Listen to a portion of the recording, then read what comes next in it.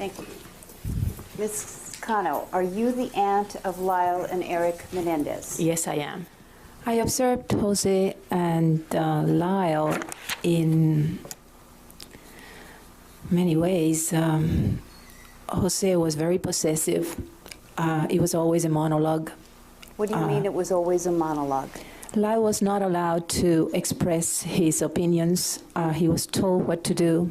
He was directed exactly to Jose's wishes. The boy seemed to be very tense, very frightened, very obstructed to his own opinion. You want to move to strike at this conference? No, there was no conversation, there was a monologue. And can you describe for us what you mean by there was a monologue? Whenever a situation Back up from the... Whenever a situation occurred that something had to do with Lyle, Jose would tell him exactly what he should do, not do, what he did wrong, what exactly needed to be done in a very demanding, intimidating way.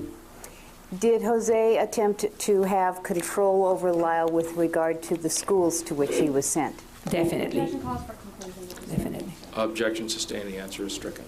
Did you observe Jose and Lyle in situations in which Jose was having the monologue you describe?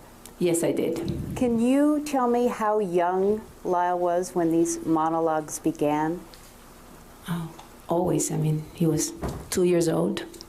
He would pull him on an arm and say, you stop that, and you do this, and you stay here, and you do that. And What was different about that from the way you disciplined your children? I didn't do that to my children. Objection irrelevant. Move to strike the answer. Objection sustained. The answer is stricken. Were there periods of time in which Jose would sit Lyle down and give him instructions? Yes, Jose always gave his instructions separately, though. He would take the boys, especially any one of them, but in this case Lyle, away from the family, and he would say, come here, I have to talk to you, and go on a place where they could be private. And how long would these talks last? It could be from 10 minutes to half an hour. Objection sustained. Excuse me, one at a time. I didn't get the objection. News facts not in evidence called for yourself. Objection sustained. The answer is stricken. If you can back up from the microphone just a bit. Yes. Your Honor, Can you hear me here? she indicated that he would take him aside and have talks with him. Yes, I heard That was the the testimony. evidence. Okay, objection And then sustained. the question was, how long would these talks last? Yeah, the court sustained the objection and stricken the answer. You may ask your next question. As to the length of the conversations? Ask another question. You can re-ask it, go on something else, or ask it another way. Come back. The game is you don't know if they're talking or not. All right. Would you see Jose remove Lyle from the company of other people? Yes. And would he indicate what the purpose for removing him was? No, he would just say, I need to talk to you. And would they disappear from view for a while? Yes, And then would they reappear? that's correct. And how long would these periods of time be in which they were gone from your view? Depending on the circumstances. Objection overruled. The answer will stand. Okay. What is the range? The range would be between 10 minutes to 35, 40 minutes. And did these talks occur when Lyle was young or when he was older? Objection if in fact not in evidence.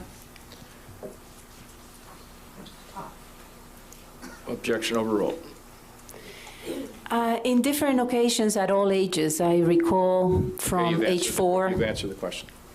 Okay. What is the youngest that you remember these types of separate pulling aside to have conversations with him, incidents occurring? 4 years old. And when they would return, how would Lyle look? He would be very quiet. He would just stay on a corner and practically don't continue whatever he was doing or whatever conversation he was having. And did you see gestures of warmth from Jose to Lyle? Not really.